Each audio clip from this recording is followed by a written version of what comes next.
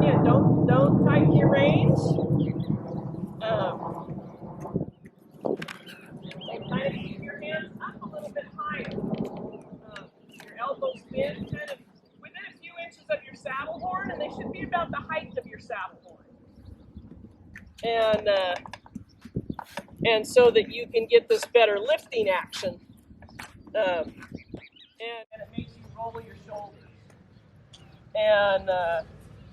And so when you get comfortable with it, it's no different than where you hold the steering wheel. Your hands are by your eyeballs. And so if you learn to relax up in that position, you won't get tired. But it really helps, like right there, it really brought your shoulders back, and it makes your seat deeper in the saddle, and it made you start to look up more. And so just raising your hands that little bit changes your whole posture. And especially for the horse, because as you're rolling down, it's always kind of telling them to slow down. It's always kind of putting weight on their forehand. And you want them to be moving just like how you're sitting. You want them to bring their hind legs underneath you and look up where they're going. And so just changing that helps. So again, as you ask for a trot, all you have to do is think trot and squeeze with your legs, again, back and forth, kind of like you're trotting. 1, 2, 1, 2, 1, 2. There you go.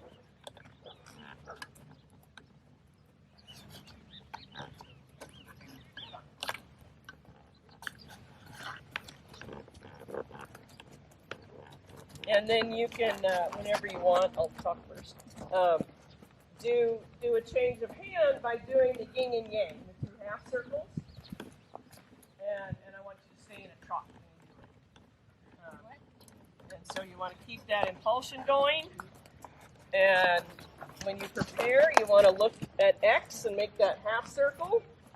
And then when you're at X, you change your bend and make a half circle the other way. I'll stay out of the way.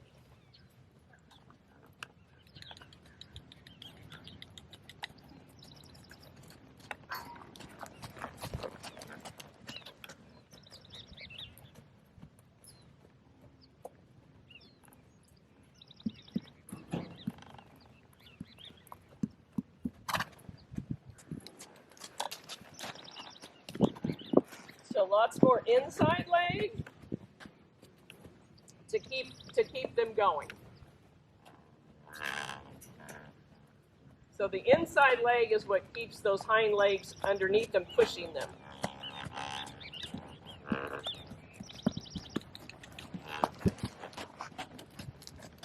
And then you wanna make sure you start earlier, and don't get ahead of yourself. Just think of the first half a circle, and look at X.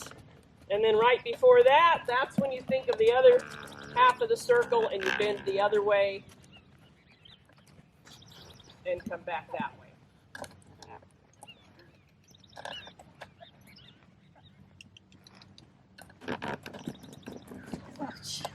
Hi, I love you too. Sue, save me. I was trying to stay out of the way. Okay. Try it again. Are you ready? That's all.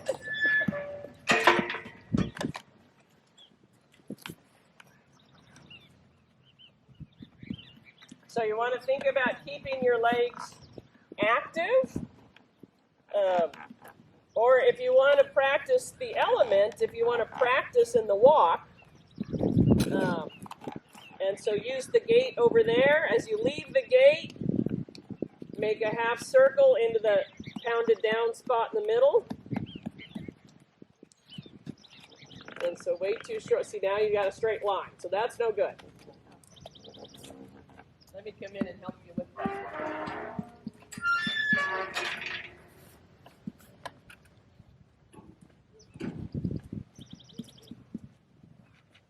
Right about here is what we call X. That's the middle. And so this 50 foot across. So you're making a 25 foot half circle. So when I leave here, you actually should be thinking about a whole circle. And you can even do a couple whole circles to practice, where I come straight over this piece. That's one side of the circle, this is one side, and then the other ones are invisible.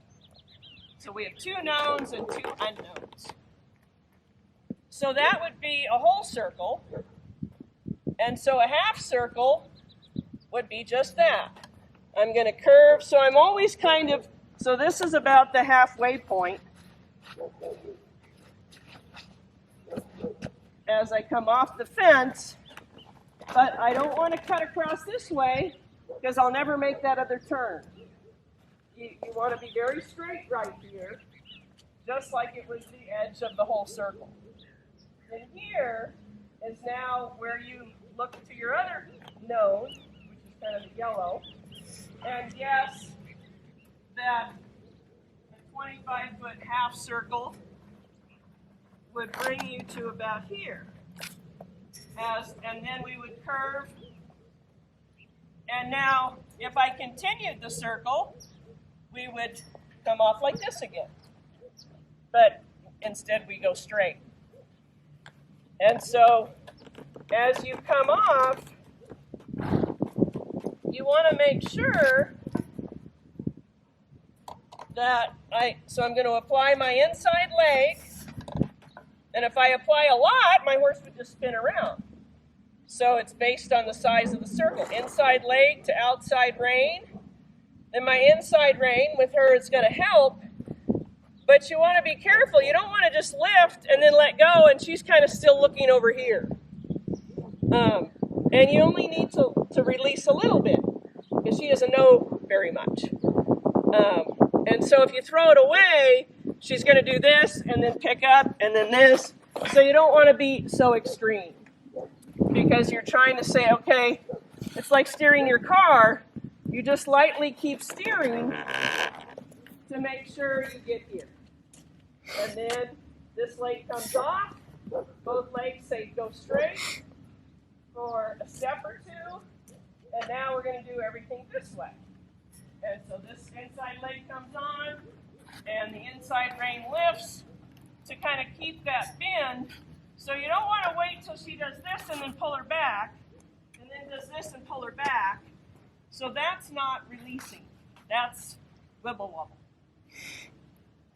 And because she doesn't have any self-carriage yet, we can't release very much or very long.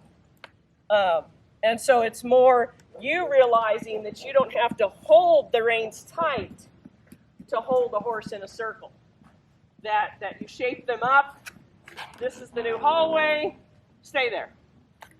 You don't have to hold them with their head against this side of the hallway as they do a circle.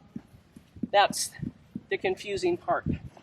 And that's where the inside leg to outside rein, what happens is people don't realize once you can just go bend into this out, you don't even need, and that's what neck reining is. But unless you start helping them, okay, here's the inside leg, go like this. Here's the outside rein, don't go too far, don't go too wide. This helps set the size of the circle. And then I'll just keep fixing it. And someday I'll just go like this and you'll do it. And so it's the release of that inside. I figured that out in Texas because they all just crank the horse and he goes in a circle. And they wonder why they let go of the reins, the horse is gone. They can't do anything one-handed. But they're not helping the horse using that, saying, no, stay here. Stay here. Stay here. Finally the horse goes, oh, I know, stay here. They just hold him there and the horse goes, okay. And he doesn't even think about doing anything. But you let go and he's just gone. Because he hasn't found, if I stay like this, I don't get pulled on. This, is the peaceful place. If you just hang on them through the turn, they're like, okay, there's no peace. I just follow this, and then we're done. It takes all the thought out of the horse. He doesn't have to think because there's just no release. Okay, so you want to try to walk. Yeah. And so again, lean that outside rein. So see your hands on her neck when that left rein should be doing the neck reining. So you made the left rein dead, and we're just pulling her the other direction. And so to neck rein, there you go. The neck rein comes first. The outside rein touches first. And actually the legs say what to do first. And then you add the reins. Yeah. Yep.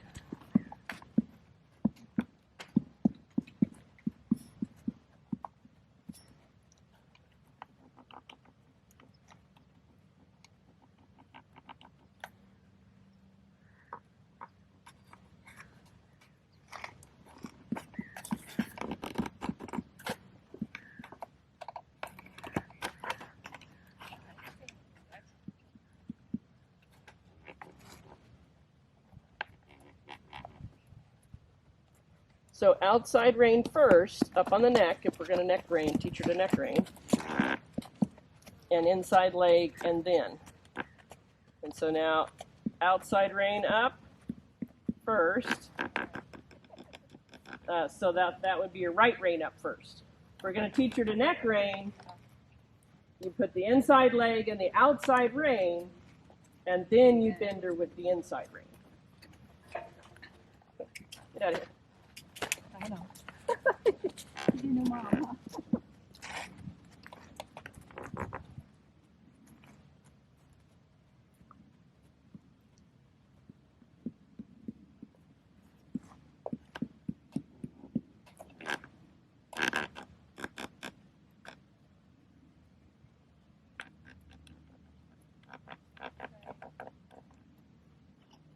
So your right rein is your outside rein.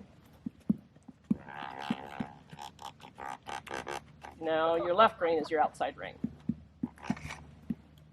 Good. So that's got to go against her neck first to teach her to signal. So first, as you apply your inside leg, you tighten the outside rein, and then if nothing happens, you use the inside rein to fix it. And nothing will happen because she doesn't know how to do this yet. But those are the steps to teach them to go on a loose rein, and so lift that outside rein first, so that the neck rein. So stop her right there. So this is the neck rein. You have to say, when you feel this, if you turn your head like that, I won't pull on you. But if you don't, I'm going to pull on you. Okay. So I need more. And so you got to make sure you apply, but you don't want contact with it, Okay. because she's going to go, well, I can't turn that way because you're pulling me this way. Right. And that's why it's up and over. And it can only go in inch because that's the weight of the rein. But you don't want it laying in this relaxed position. She needs to feel it on her neck. Okay.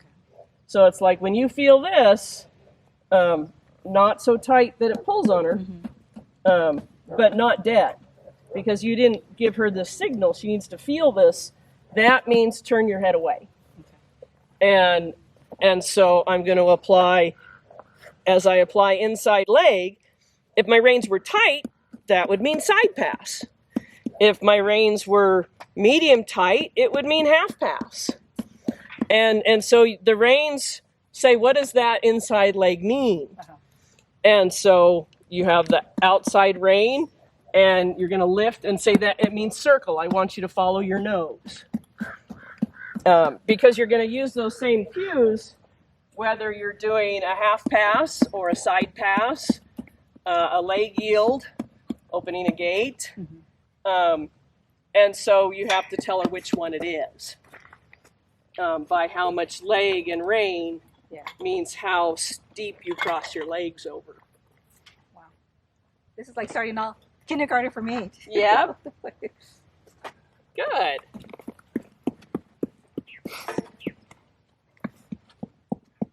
And then don't get in the habit too, with her, baby steps, make sure she's moving forward before you try to do any steering. because we know we completely lost her forward and we're just barely getting it back. So like now just work on forward. Just make her go somewhere. You see how she's just like, she's not going anywhere. She's just every time you pull, she's just flipping her head back and forth. Many directions through her. And so now, yeah, she's confused. So now we just need to say, okay, let's just get you forward. You can even trot a couple circles because see now she's completely lost any thought of going forward. She's just wallowing around. And so we got too much information on the chalkboard. She can't see which thing she's supposed to be reading. And so go ahead and trot about 3 laps for the cinder forward. And then be careful pulling too hard on the reins. It doesn't take much. And so now we got to kind of erase the chalkboard and just say, okay, just go forward. You're a good girl if you go forward. So we're sorry we confused you. And so let's just go forward. And so we're going for a little tour. We're just going forward. And as soon as my here's the flag. Squeeze her forward. And so this is kind of what happened to Chris and her horse the other day. It's just too much of the same, and we lose our forward. And so she just went, oh, we're back to just wallowing around like we used to. Right. And so Rome wasn't built in a day. So I'm still trying to get a nicer trot. It's still just kind of united. It's not the free-flowing trot we had earlier.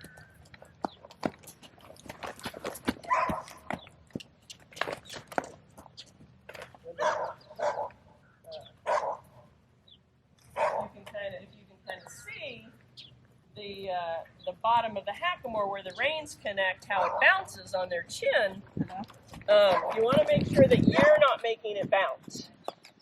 And so your inside rein is about half a foot shorter than your outside rein.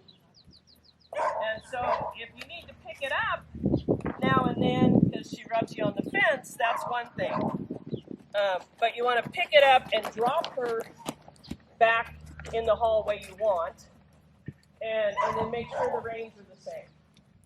There you go. Okay, and then whenever you're ready, just sit quiet, come to a WALK.